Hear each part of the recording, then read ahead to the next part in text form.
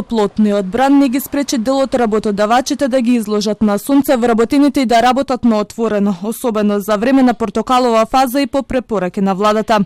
Државните инспектори за труд при извршени над 130 инспекциски надзори затекнале работници на директна изложеност на високи температури.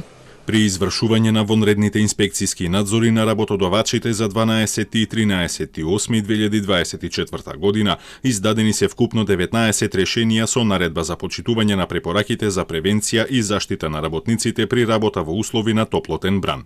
Издадени се 16 решенија за забрана за работа за утврдено непочитување на препораките, односно за текнување на активности каде работниците се директно изложени на високи температури во период од 11 до 17 часот. Живота во термометарот на 40 степен. Државата веќе 3 дена во портокалова фаза, а топлотниот бран што ја запати зимата ќе продолжи во текот на наредните денови. Температурите од петок веќе ќе бележат постепено опаѓање, меѓутоа сепак релативно високи. Во петок очекуваме тие да бидат во интервал од 33 до 39 степени, а веќе во недела од 30 до 37 степени.